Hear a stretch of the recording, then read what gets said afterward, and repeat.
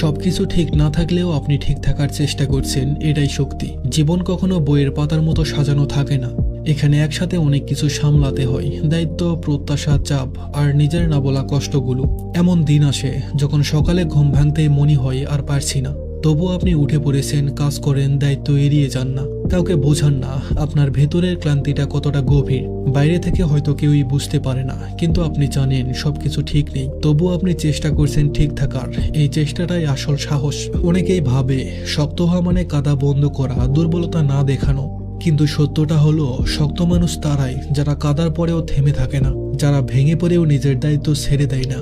আপনি যদি প্রতিদিন নিজের জীবনটা চালিয়ে নিচ্ছেন, নিজের মানুষগুলোর পাশে থেকেছেন, নিজের কাজগুলো শেষ করছেন, তাহলে আপনি দুর্বল নয়, আপনি নিঃশব্দে লড়াই করছেন। এই লড়াইটা খুব চুপচাপ হয়, এখানে কোনো হাততালি থাকে না, কোনো বাহাবা নেই, শুধু নিজের সাথে নিজের যুদ্ধ।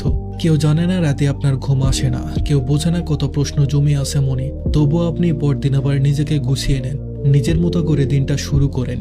এই ধৈর্যটাই একদিন আপনাকে এমন জায়গায় নিয়ে যাবে যেখানে আপনি নিজেই নিজের উপর গর্ব করবেন। মনে রাখবেন, জীবনে সবকিছু একসাথে ঠিক হয়ে যায় না। আজ যদি আপনি শুধু নিজেকে ধরে রাখতে পারেন, সেটাই বড় সাফল্য। আজ যদি আপনি ভেঙে না পড়েন, সেটাই জয়। সবকিছু ঠিক করার দায়িত্ব আপনার একার নয়, ধীরে চলাও এগিয়ে যাওয়ারই আরেকটা রূপ। নিজেকে কখনো ছোট করবেন না শুধু এই কারণে যে আপনি ক্লান্ত। ক্লান্ত মানে ব্যর্থ নয়, ক্লান্ত মানে আপনি অনেকটা পথ হেঁটেছেন, অনেক বোঝা টেনেছেন। আপনি আজ দাঁড়িয়ে আছেন, এটাই প্রমাণ করে আপনার ভেতরে এখনো শক্তি আছে।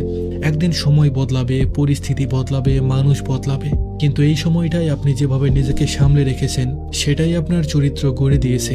আর শুধু নিজের কাছে এই কথাটা স্বীকার করুন, সব ঠিক নেই, কিন্তু আমি চেষ্টা ছাড়ছি না। এই একটা সিদ্ধান্তই আপনাকে সামনে নিয়ে যাবে।